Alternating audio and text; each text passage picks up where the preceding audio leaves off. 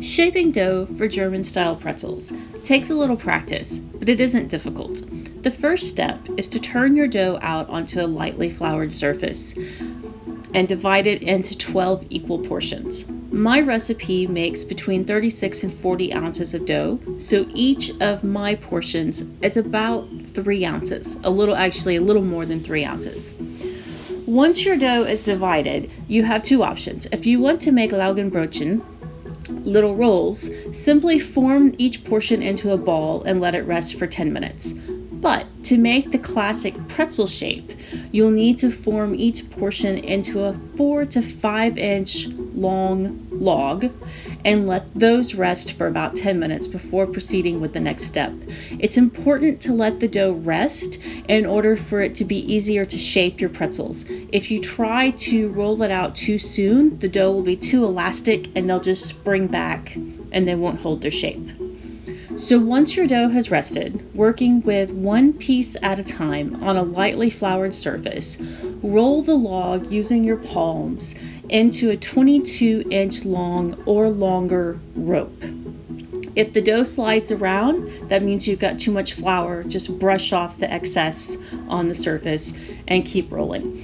You want the rope to be a little thicker in the middle and slightly tapered at the ends. If your dough sticks, you'll need to add a little flour. I didn't have any trouble with sticking. I had too much flour most of the time.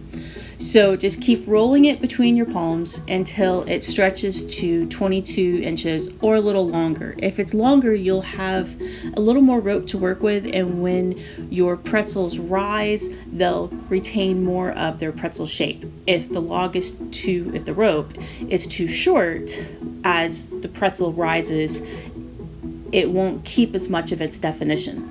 So once you think your rope is about 22 inches, it's a good time to measure it. If you don't have a ruler, a good cheat is to use a standard piece of paper, which is 8.5 by 11 inches. If your rope is twice as long as your piece of paper, it's 22 inches.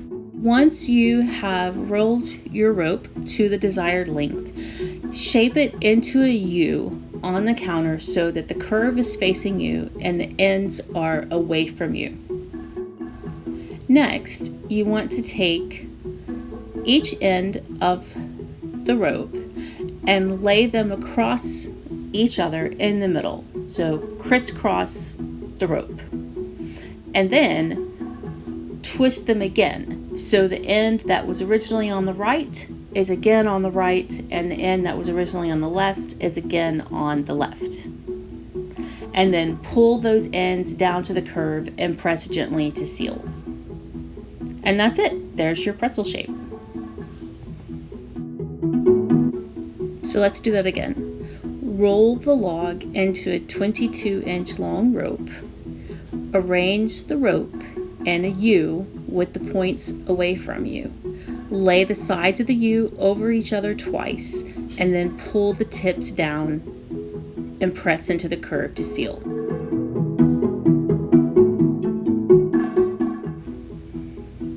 Let's watch that one more time. U, crisscross, cross again, pull the ends down, press into the curve, and gently seal.